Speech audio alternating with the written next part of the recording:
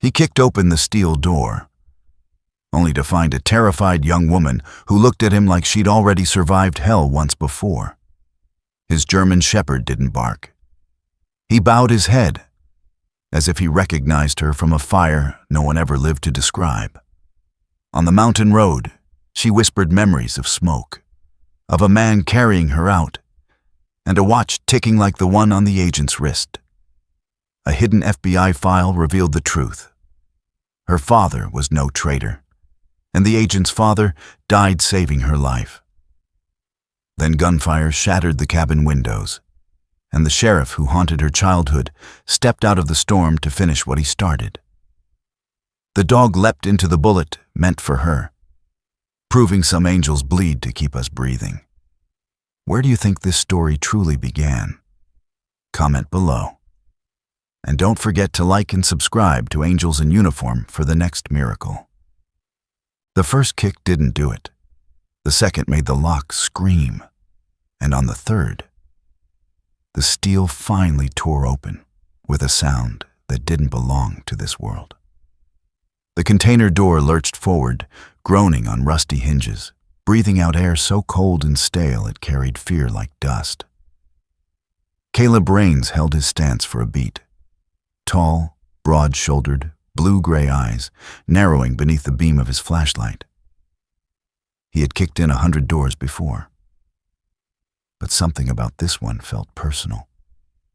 Beside him, Rook pulled hard against the harness. The 5-year-old German shepherd, sable black-brown fur, scar on his shoulder, was trembling with the kind of urgency Caleb only heard a handful of times in his entire career. Not alarm, not aggression, a plea. "All right, boy, go." His voice dropped low. Rook darted in, paws skittering across metal, nose cutting through the shadows. And then, Caleb heard it. A breath, a whimper, a life. The light found her. Grace Monroe, 23. Too beautiful for a place designed to erase beauty. She sat curled in the far corner, shirt torn thin, slipping off one bruised shoulder, long chestnut hair tangled over her face like it was trying to protect what was left of her dignity. Bare legs pulled tight to her chest, skin pale from fear rather than softness, green eyes staring as if she had forgotten how to blink. Rook slowed. Something gentle replaced the frantic energy. He lowered his head and nudged her wrist. Her fingers moved, hesitant, trembling, then sank into his fur. The smallest exhale escaped her lips, a sound that wasn't quite relief, but wasn't terror either. Caleb stepped in, boots soft on steel. He pulled off his charcoal tactical jacket and draped it over her. It engulfed her instantly, hiding the torn fabric, hiding the bruises, hiding the cruelty someone else had chosen for her. "I'm Caleb," he said quietly. "You're safe now. Let me get you out of here." No tears, no words.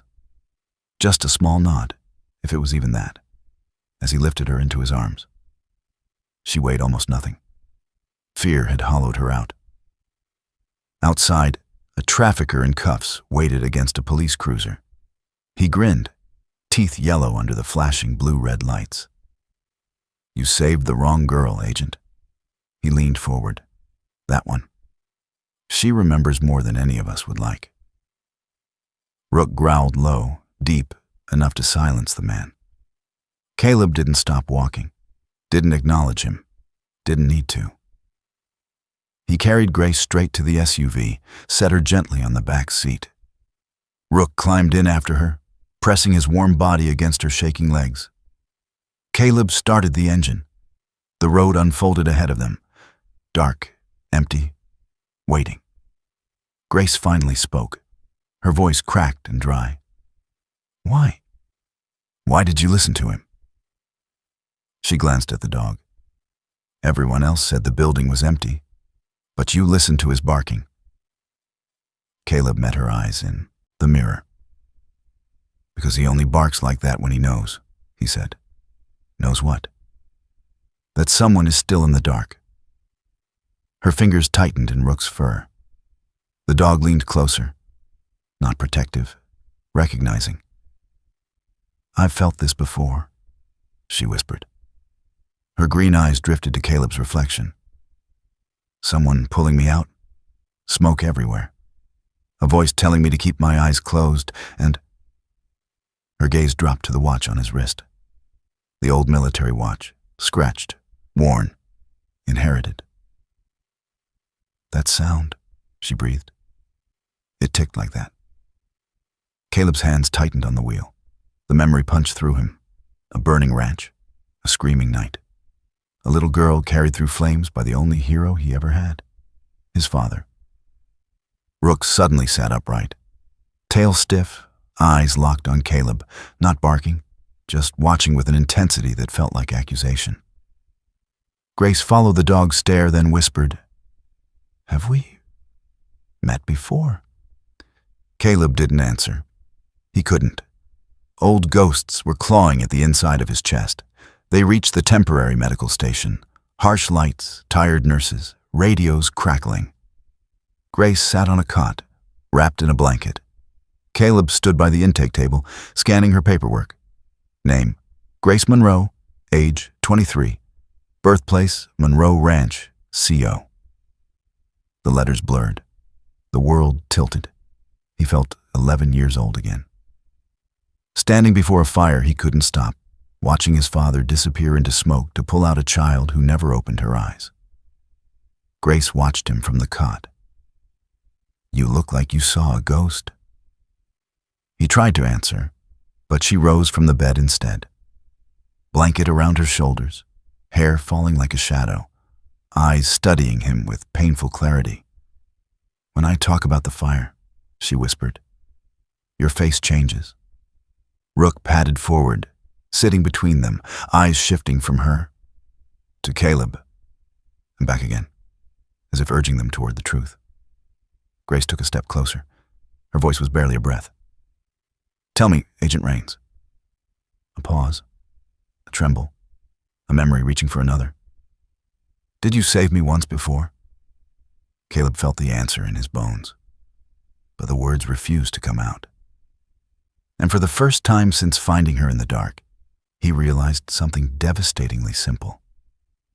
Tonight wasn't their first beginning. It was their second chance.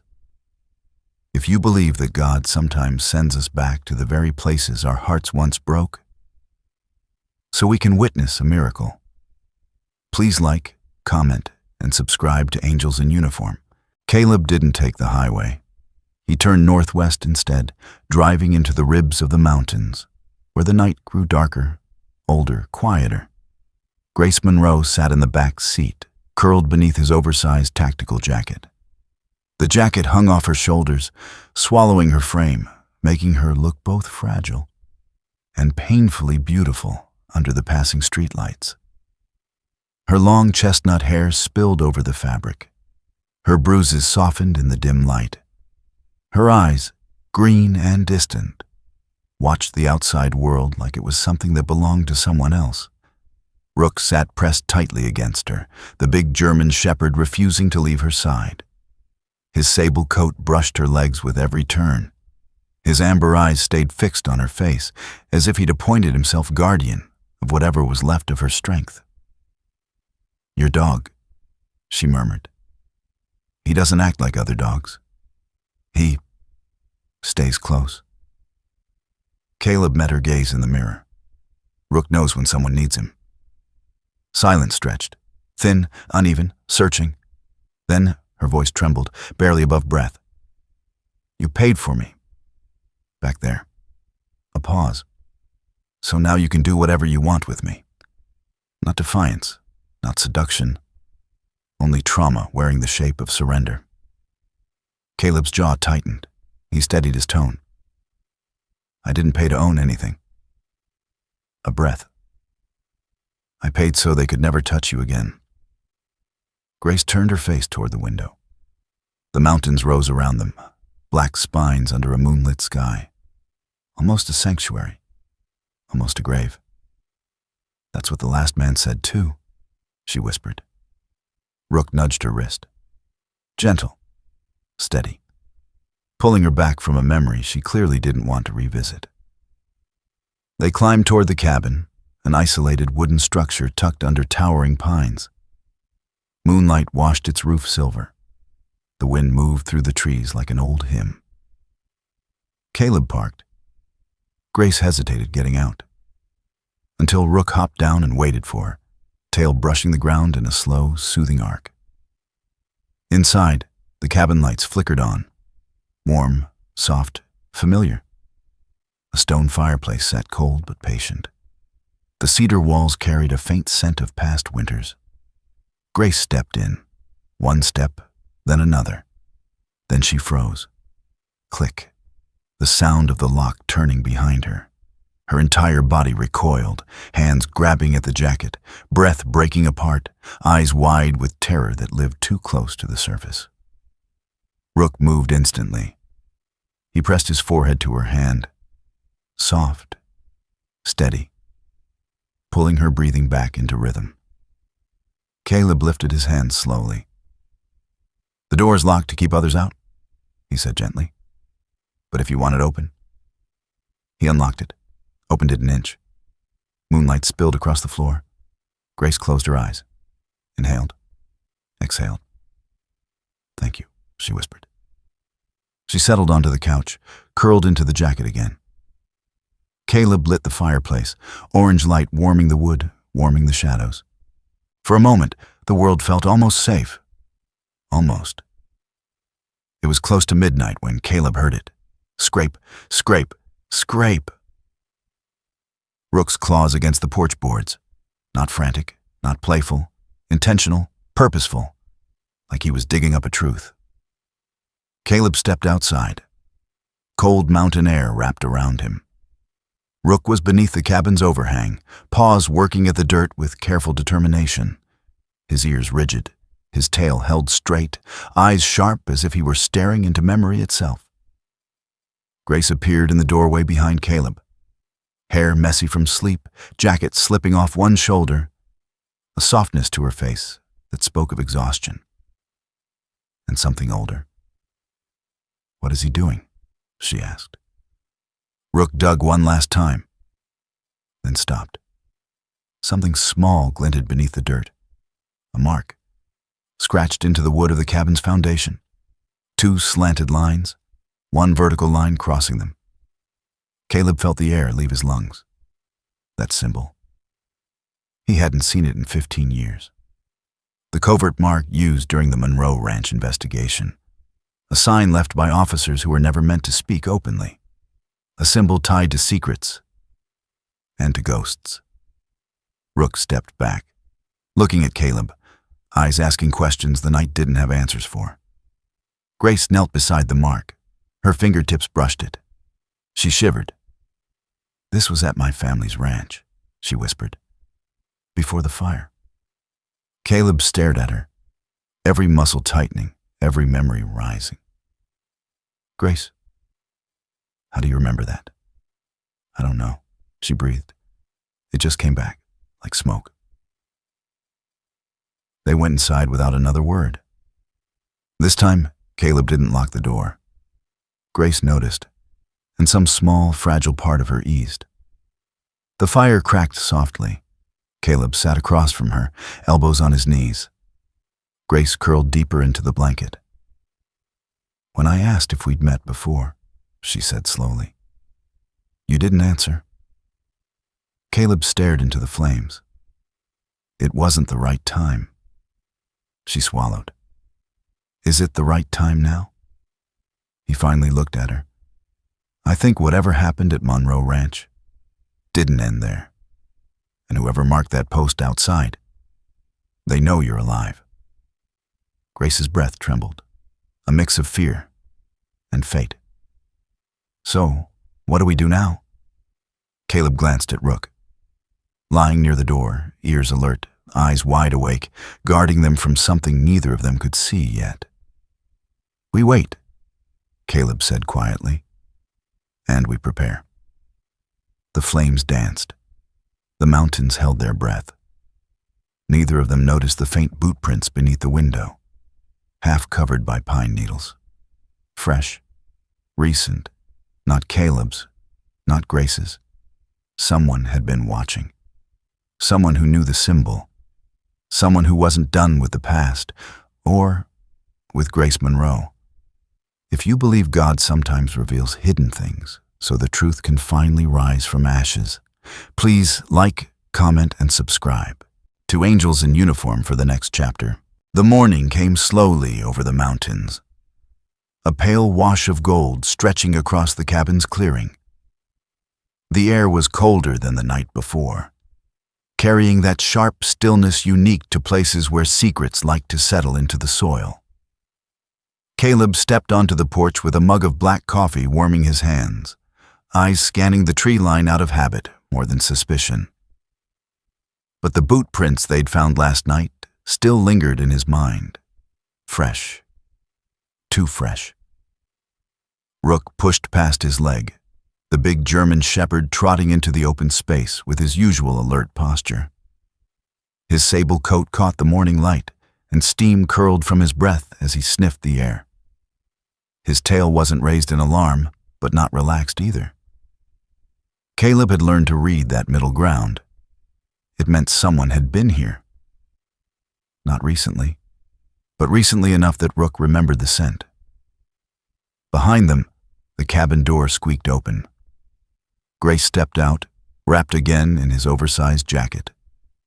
The fabric draped around her like armor she wasn't used to wearing.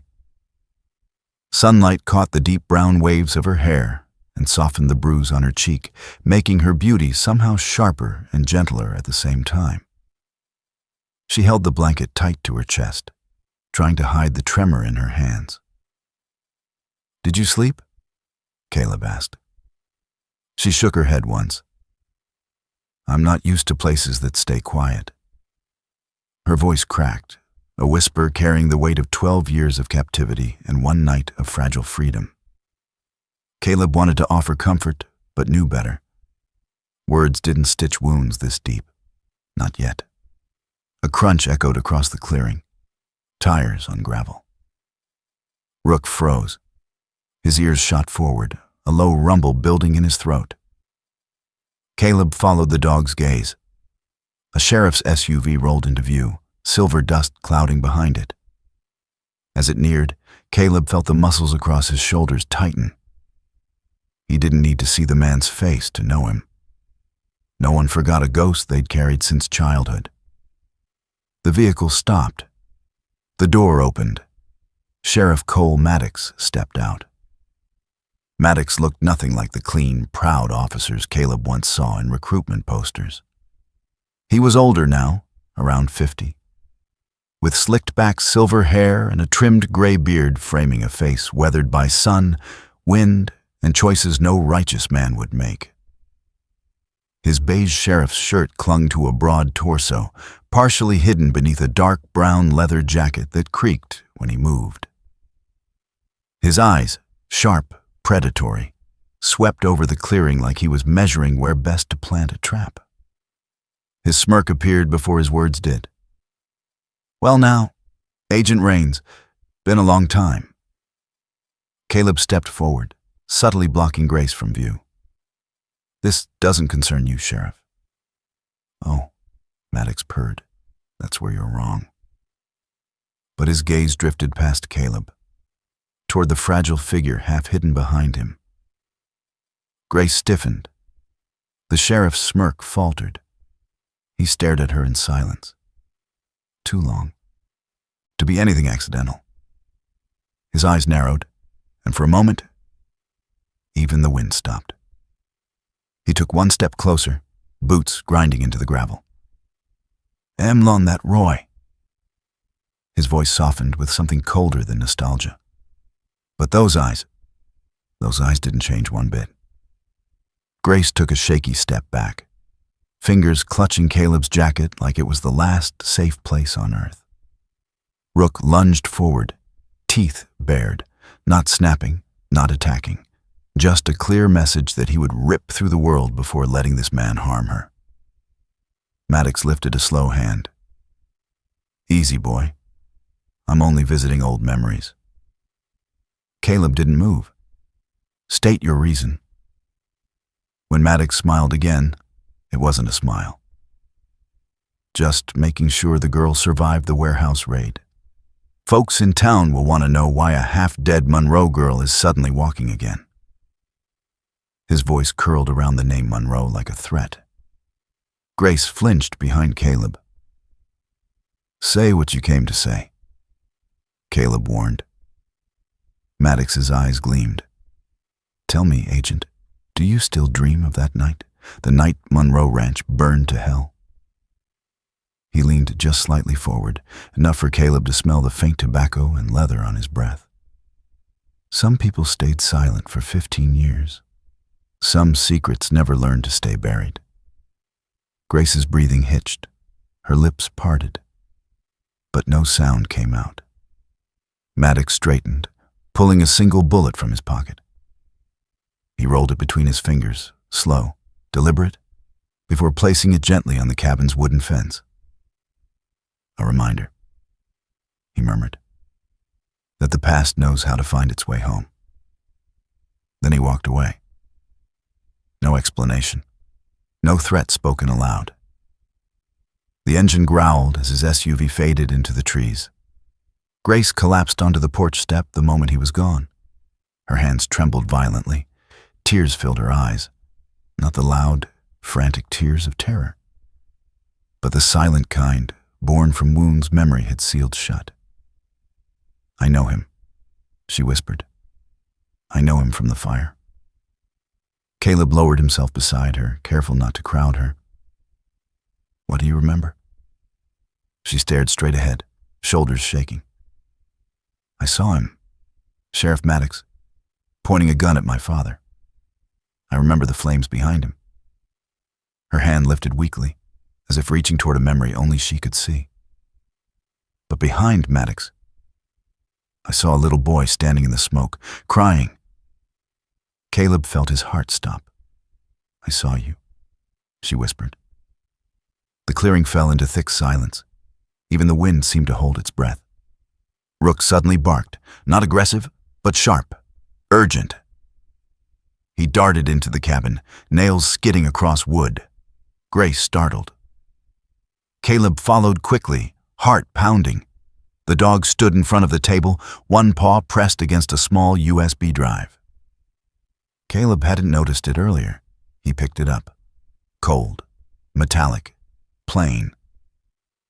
Except for one detail, a faint scratch on the casing forming the same symbol they'd found under the porch. Grace stared at it like it was a live wire. That wasn't here last night. Caleb plugged it into his laptop. The screen flickered. Static, smoke. A house engulfed in roaring fire. Then, the camera stabilized. The Monroe Ranch, 15 years ago. Recorded from a body cam. Grace's hand flew to her mouth. In the video, a little girl, her younger self, was carried out of the flames by a man in tactical gear. Not just any man. Dark hair, strong build, calm amid chaos. The camera angled upward enough to catch his face. Jonathan Rains, Caleb's father, and in the distance, barely visible through the burning orange haze, a boy stood frozen, smoke swirling around him, tears streaking down his ash-covered face. Caleb, 11 years old, watching everything he was powerless to stop. Grace trembled violently. "Your father saved me." Caleb swallowed hard. "I know." The video ended abruptly, cutting to black. But one truth now burned brighter than the flames on screen. Someone wanted them to remember. Someone who had been at the cabin before them. Someone who knew the past wasn't finished. If you believe that God sometimes reveals the truth at the exact moment we are ready to face it, please like, comment, and subscribe to Angels in Uniform for the next chapter. The cabin was quieter than it had been all week. The kind of quiet that didn't soothe, but sharpened every edge of the air. Grace sat on the couch with Caleb's jacket wrapped tightly around her, her fingers trembling slightly as she touched the small silver heart pendant hanging at her throat. The chain was old, older than her memories could clearly reach. Yet tonight, it felt heavier than ever. Caleb sat across from her, elbows on his knees, his blue-gray eyes shadowed by exhaustion and something deeper, the weight of truths he had never wanted to face. Rook lay between them, the German shepherd's ears twitching at every small creak of the cabin, as if the walls themselves carried warnings. Finally, Grace unclasped the pendant. A soft metallic click broke the silence. Inside the tiny locket rested a faded photograph. A man with warm eyes, square jaw, thick dark hair, wearing a simple flannel shirt. Her father, Robert Monroe. On the opposite side, tucked behind the photo, was a folded strip of paper aged to yellow. Grace's breath caught as she unfolded it. 4 words, written in urgent pen strokes. Don't trust Sheriff. Caleb exhaled sharply. The room seemed to shrink around them. But the moment hung only a heartbeat before another sound interrupted, a soft, rhythmic scratching. Rook. The dog was standing near the far wall, one paw scraping insistently against a floorboard. His hackles were not raised. This wasn't threat behavior. It was the same focused intensity he showed when finding survivors under rubble. Rook? Caleb rose slowly. What do you smell? The dog answered by pawing harder. Grace stood beside Caleb as he knelt, pressed his fingers against the wooden plank, and tugged. The board lifted with a groan, releasing a puff of dust and something metallic. A folder, thick, sealed with an old FBI stamp, edges brittle from years in hiding. Grace stared. He hid it here? My father? Caleb opened the folder carefully. Pages rustled. A musty scent filled the room, the scent of secrets sealed too long. The first page struck like a blow. Robert Monroe, FBI undercover operative. Assignment, infiltration of Cole Maddox's network. Status, missing, presumed deceased. Grace's hand flew to her mouth. Tears welled, but didn't fall. He wasn't a traitor, she whispered. They said he betrayed the state. But he was working for the state. Caleb kept reading. His voice dropped into a grave cadence. It says he was investigating a corruption ring tied to land seizures, illegal trafficking, and political cover-ups. Sheriff Maddox was named as a primary suspect. Grace's knees weakened. She sank onto the couch, staring ahead as if the world had suddenly tilted. He died trying to stop Maddox. Caleb continued flipping through pages until he froze at a familiar name. Jonathan Rains, his father. Jonathan's personnel file was attached. Photos of him during operations, reports of internal, warnings, and one final entry. Agent Jonathan Rains attempted rescue of surviving child at Monroe Ranch fire. Returned to save additional victims. Route obstructed by Sheriff Maddox. Caleb's throat tightened. His father hadn't just happened to be there. He had chosen to go back, even when it cost him everything. Grace leaned forward, tears streaking silently down her cheeks. Your father chose me? Out of everyone. He chose me. Caleb swallowed the ache in his chest. My father always believed saving one life meant saving a whole world. Maybe he saw something in you. Something worth fighting for. Grace touched the pendant again, the last piece of her father's she had. Her voice trembled. He trusted me with something. That must be why he hid that note. Why he hid this file. Caleb turned the next page. Another sheet fell out, handwritten, Jonathan's handwriting. Caleb recognized the firm strokes instantly. I'm going back in. If I don't return, protect the girl. She's the only one who knows where the list is. Grace blinked slowly. The list? Caleb looked at her. The list of names involved with Maddox. Senators, judges, sheriffs, people who profited from the Monroe fire. If your father hid it, and the FBI never recovered it, then Maddox never found it. Grace finished the thought, panic rising in her voice. He's still looking. Rook's sudden growl cut through the tension, not loud but deep, vibrating through the floorboards. He stared at the open file, nose hovering above Jonathan Raines's signature. Then he looked up at Caleb with an expression that didn't belong to an animal. It was recognition, understanding, a knowing only God or grief could plant in a creature's soul. Grace wiped her tears. He reacts to your father's name, like he knew this was meant for you. Caleb's breath caught. Rook nudged the last page forward with his nose, like urging Caleb to read what he'd been avoiding. A final note from Jonathan. If someone finds this, protect the girl. She will lead you to the truth I could not reach. And son, if it's you, do not let silence swallow you the way it swallowed me. Caleb closed his eyes. Grace stared at him. Rook pressed against his leg. And for the first time, Caleb felt the past not as a ghost, but as a command. Grace hugged herself, voice barely steady. Your father gave up his life for mine. I don't know whether that makes me grateful or guilty. Caleb sat beside her. Grace, you don't owe him guilt. He made a choice because he believed in something good, something pure. He hesitated. His voice dropped. But I'm the one who stayed silent. I knew there was more to that fire. I always knew Maddox wasn't innocent. And still, I said nothing. Grace turned, her eyes softer this time. You were a child. Caleb's jaw tightened. A child who grew up pretending forgetting was the same as forgiving. 15 years of silence. And I don't know if that makes you hate me or pity me. Grace touched his hand. Her fingers were cold, but her voice warm with a kind of fragile courage. I don't hate you. I'm still here because your father carried me out. And you...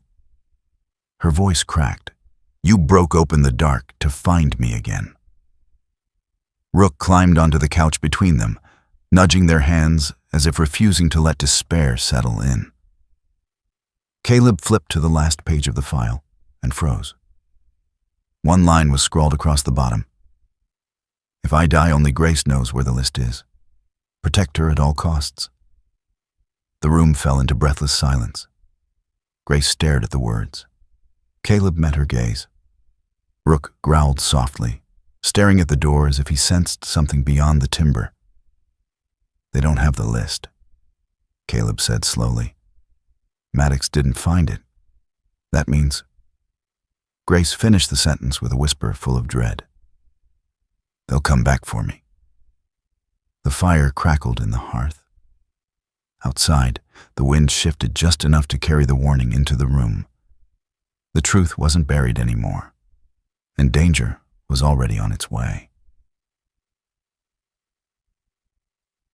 If you believe God brings truth into the light at the very moment we are ready to face it, please like, comment, and subscribe to Angels in Uniform for the next chapter. Morning settled softly over the mountains, a pale gold brushing across the ridge lines and dripping into the clearing around the cabin.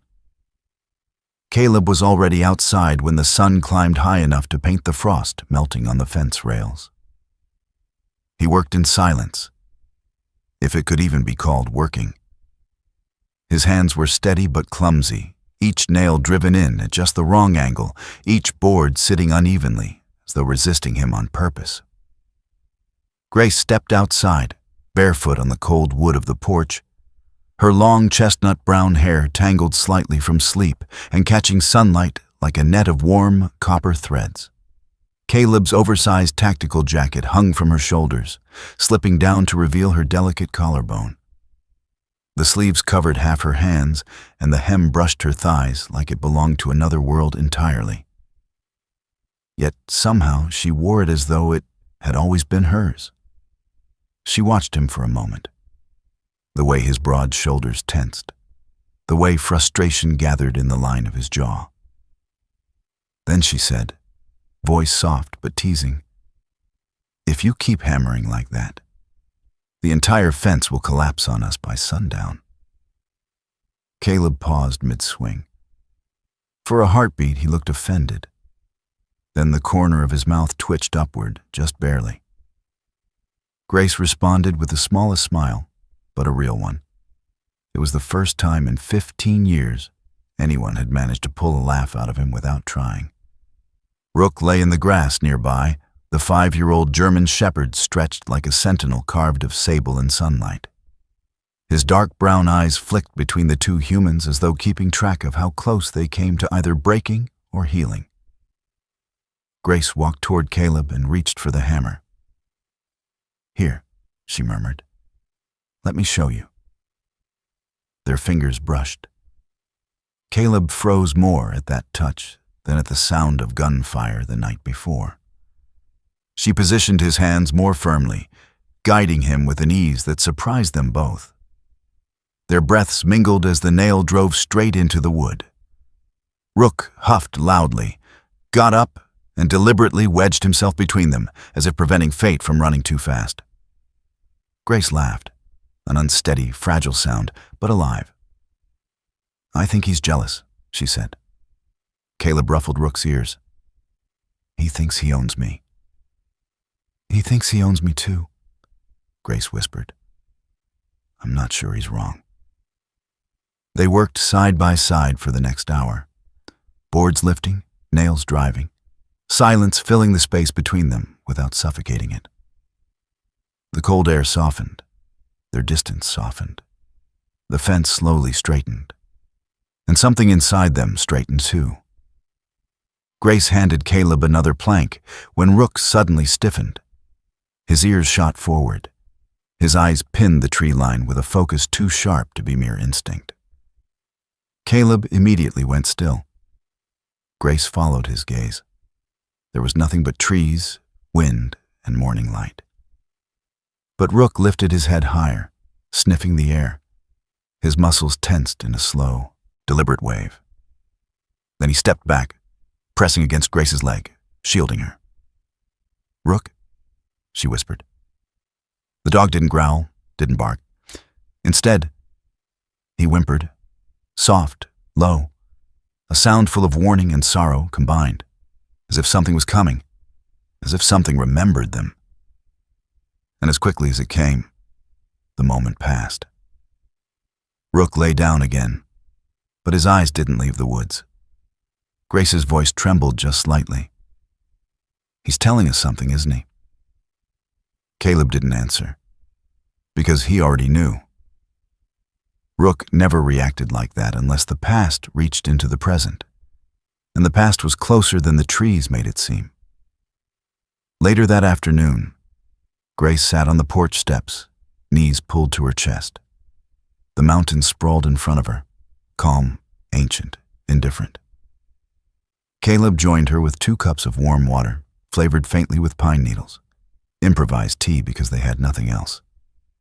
Grace sipped it, wincing. "This tastes like sadness." Caleb snorted quietly. "It's supposed to." She glanced at him then, studying the faint stubble on his jaw, the silver threads near his temples, the eyes that held too many winters. "You look like someone who doesn't sleep." "I don't," Caleb replied simply. "Because of me?" He shook his head. "Because of everything before you."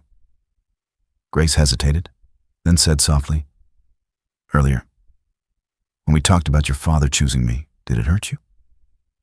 Caleb's breath came slow. "It feels like he left others behind, like he chose the easier path, and I'm terrified. Terrified he saved you out of guilt, not hope." Grace turned toward Rook, lying at their feet. She placed her palm on his warm fur. "If your father didn't save me, I wouldn't be alive to tell you that none of what happened is your fault." Caleb swallowed, jaw trembling once.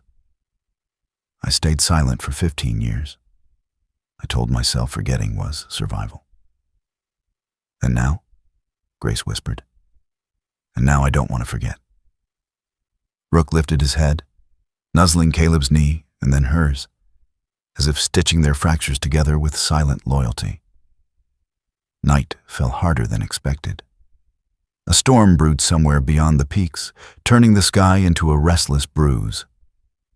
Grace tried to sleep, wrapped in Caleb's jacket on the narrow cabin bed.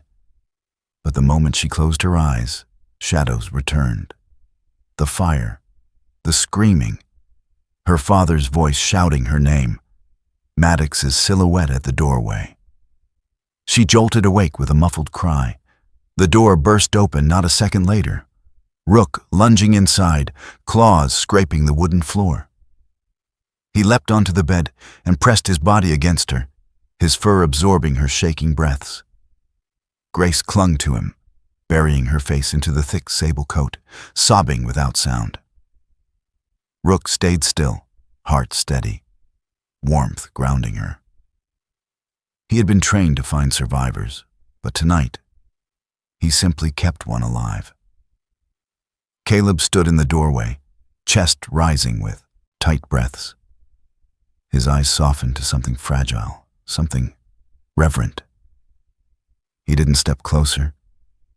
He understood this was a moment that belonged to Grace and the animal who refused to let the world break her further. He whispered, "You're safe," though she likely couldn't hear him. But Rook did, and Rook believed it. Hours later, the storm quieted. Caleb checked the perimeter one last time while Grace finally fell asleep curled against Rook's side. He stepped onto the porch to reset the security camera feed. Nothing unusual at first. Then he saw it. A figure, standing just beyond the gate. Still, watching the cabin, for hours. The timestamp repeated the same silhouette again and again. Not Maddox. Not anyone Caleb recognized. But someone who knew exactly where they were. Someone who stayed hidden in plain sight. Caleb's fingers tightened on the railing. The past wasn't done with them, and the next visitor would not knock. If you believe God sends signs before storms and courage before truth, please like, comment, and subscribe to Angels in Uniform to follow the miracle still unfolding. Rain hammered the mountains that night, turning the world into a smear of silver and shadow.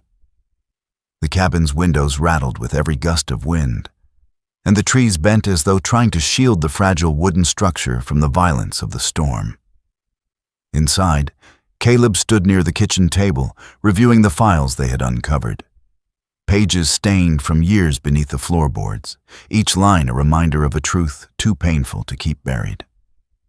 Grace sat curled on the couch, Caleb's oversized tactical jacket slipping off one shoulder as she tried to warm her hands around a mug of tea. Her face, usually soft in rest, was lined tonight with exhaustion and fear. Her long chestnut hair clung slightly to her skin from the damp air, and her green eyes flicked restlessly toward every sound outside. Rook lay between them, head resting on his paws, but ears fully alert. His deep brown eyes tracked Caleb's movements with a silent intensity that felt prophetic. It happened in less than a second. Rook sprang up, body rigid, a sharp, guttural bark cutting through the room. Caleb barely turned toward him when the dog seized the sleeve of his jacket, yanking him sideways with surprising force. A gunshot exploded through the storm. Glass shattered in a spray of glittering shards. A bullet tore straight through the window and buried itself in the wood, right where Caleb's skull had been. Grace screamed. Caleb hit the floor, stunned. Rook stood over him, hackles raised high, a rumble vibrating in his chest like a living thunder. Then the front door slammed open. Sheriff Cole Maddox stepped in first. Rain soaked his beige sheriff's shirt and leather jacket, making him look even more wolf-like, with his slicked back silver hair plastered to his forehead and his trimmed gray beard dripping water. His predatory eyes swept the room with a cold hunger sharpened by 15 years of lies. Two deputies, men Caleb did not recognize, followed behind him. Both were tall, broad, and armed, their expressions hard and empty. Their uniforms were authentic, but their eyes were not law. They were loyalty bought with blood. Grace darted backward, clutching the edge of the couch. The jacket slid farther off her shoulder, revealing the curve of her collarbone and the bruise that had never fully faded. Her breath trembled so hard it shook the loose strands of hair framing her face. Maddox smirked when he saw her. "Well," he drawled, "look at you, all grown up. But those eyes? Still the same as the night Monroe burned." Grace froze, her fingers tightening around the fabric of Caleb's jacket, as if it alone kept her standing. Caleb rose slowly, hands raised but eyes locked on the sheriff. "This isn't going to end the way you think," he said. Maddox chuckled, low and mean. "Oh, I know exactly how it ends. With the girl giving me what I came for." He stepped closer. Rain dripped off his hat brim like tears that refused to fall. "Your father died protecting that list, sweetheart. So why don't you save us all some trouble and tell me where it is?" Grace backed up until she hit the wall. Her eyes glistened, but her jaw locked with defiance. "I don't have it." "Liar." Maddox raised his gun. "You were his last breath. He'd never leave you without the truth." The two corrupt deputies moved to flank Caleb. One of them, a muscular man with a square jaw and shaved head, lunged forward to grab him. Caleb ducked and slammed his elbow into the man's ribs, but the second deputy swung the butt of his rifle toward Caleb's face. Rook moved faster. With a snarl that shook the cabin, the German shepherd launched himself at the second deputy, jaws clamping around the man's wrist. The gun clattered to the floor as the deputy screamed, collapsing under the dog's weight. Caleb seized the moment. He tackled the first deputy to the ground, pinning him with a knee to the sternum. The man struggled, throwing wild punches, but Caleb's training outweighed brute force. Maddox snarled, pulling Grace's attention back to him. "You think they can protect you?" he hissed. She trembled, shaking her head, her voice barely audible. "Don't." But Maddox didn't hesitate. He turned his gun toward her. Grace gasped, body locking in terror. Rook saw it happen. He released the deputy instantly, paws scrambling against the floor as he launched himself across the room. The gunshot tore through the cabin. Grace screamed. Caleb shouted her name. And Rook, faithful, fearless, wounded Rook, whimpered midair as the bullet ripped into his shoulder. The impact knocked him sideways, sending him sliding across the floor. Grace fell to her knees beside him, hands shaking as she tried to stop the bleeding. Blood seeped into her fingers, warmth fading too fast. Caleb surged toward Maddox, slamming the sheriff against the wall hard enough to rattle the cabin. Maddox fought back with surprising strength for a man his age, rage fueling him. But footsteps thundered outside. A voice shouted, "FBI, drop your weapons now." Red and blue lights flooded the storm. Agents stormed the cabin, guns drawn, commands shouted. In seconds, Maddox and his deputies were dragged to the ground and cuffed. But Maddox turned his head just as an agent shoved him toward the door. His voice slithered through the room, low and venomous. "You think your father was a hero?" He spat at Grace. "He could have saved them all, but he chose to save only you." Grace's breath fractured. Caleb froze like someone had pressed a knife to his throat. As Maddox was pulled into the rain, his final words echoed like poison. He left the rest to burn. The door slammed shut behind him, and silence fell. Grace looked at Caleb, her green eyes swimming with tears that didn't know whether they were grief or betrayal. Her lips parted, trembling. "Caleb," she whispered, "is it true? Did your father, did he choose only me?" Caleb couldn't speak. Rook whimpered weakly between them, his body trembling from pain, pressing himself toward both of them, as if terrified they would break apart in front of him. The storm outside raged on, but the storm inside the cabin? It was just beginning. If you believe God sends courage in the form of those who protect us, even four-legged angels, please like, comment, and subscribe to Angels in Uniform. The cabin felt strangely quiet after the storm of violence that had torn through it. The scent of gunpowder still clung to the wooden walls, mingling with the metallic tang of drying blood where Rook had lain wounded hours earlier.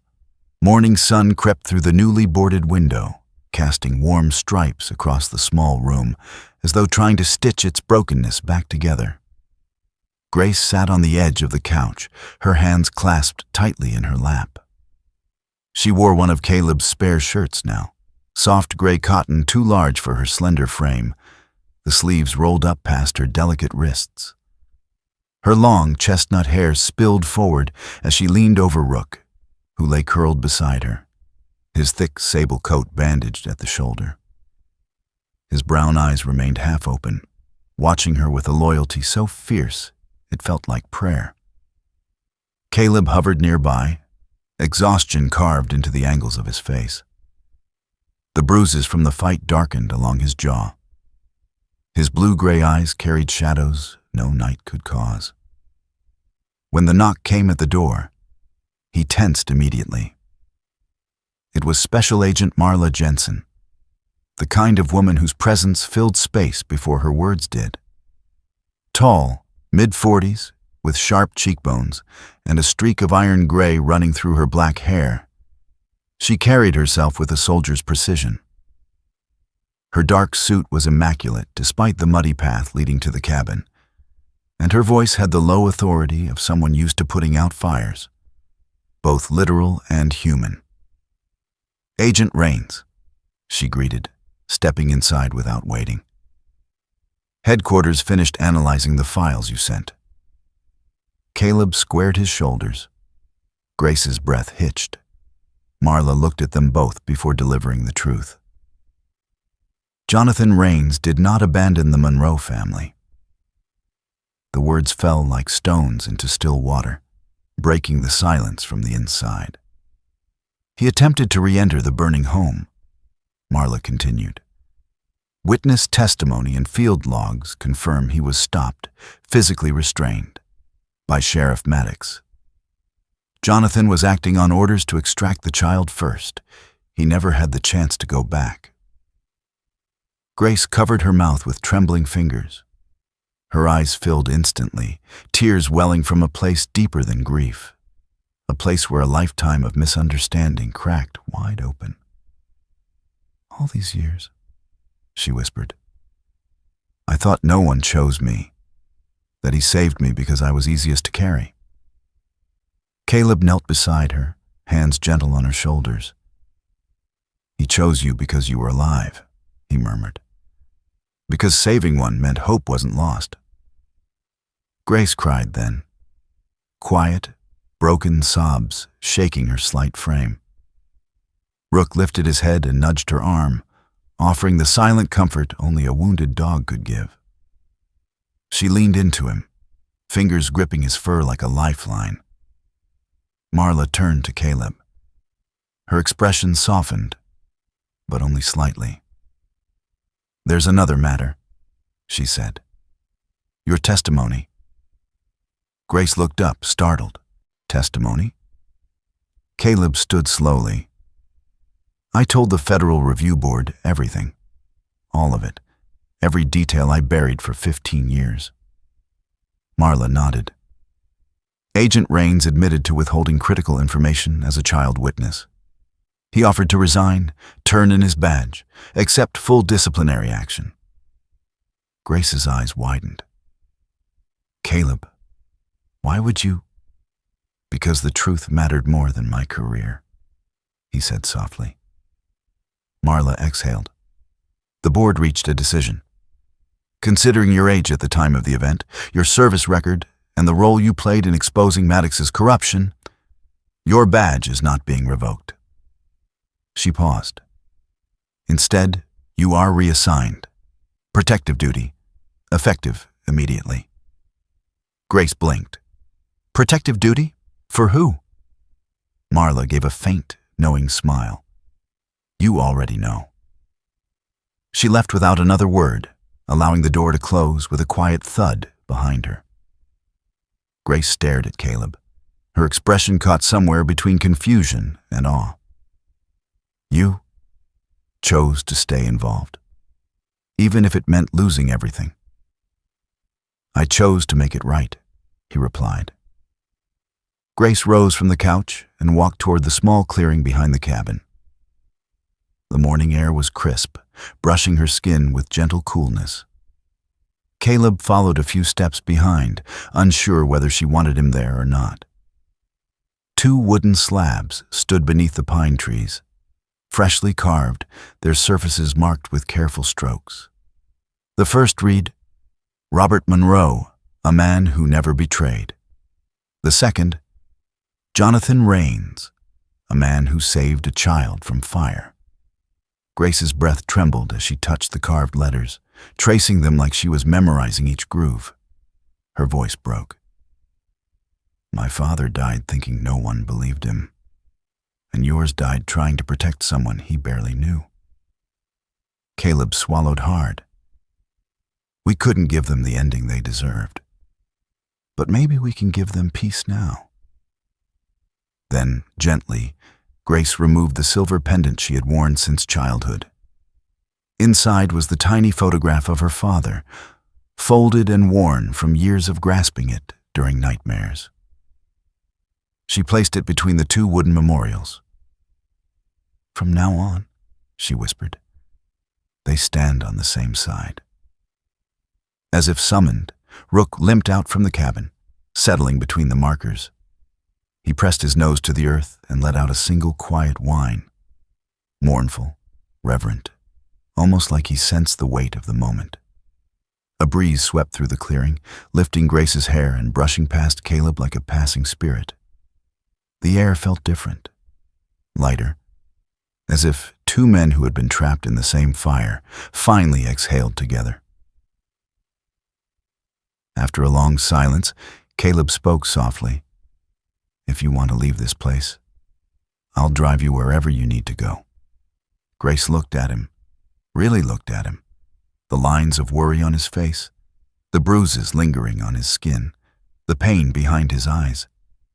And behind all of it, the truth of who he was, the son of a man who had died saving her, and the man who had saved her again 15 years later. The corners of her lips lifted into the gentlest smile he had ever seen. For the first time in my life, she whispered, I want to try staying. Rook wagged his tail once, as if giving his blessing. Caleb released a breath he didn't know he'd been holding. Something inside him eased, something that had been tight since that night of fire so many years ago.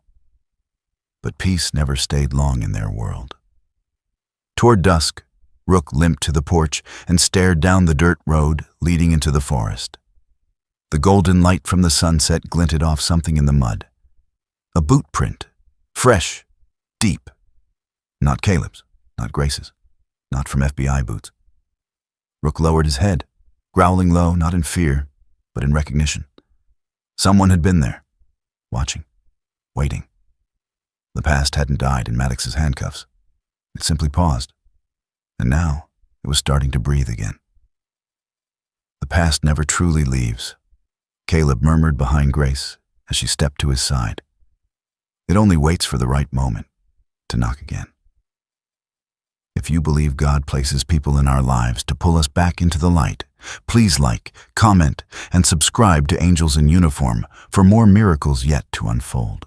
Sometimes God sends us answers in the quietest ways. through the people who show up when we're lost, through the courage we didn't know we had, through the moments when love or loyalty pulls us back into the light. Miracles don't always come as thunder.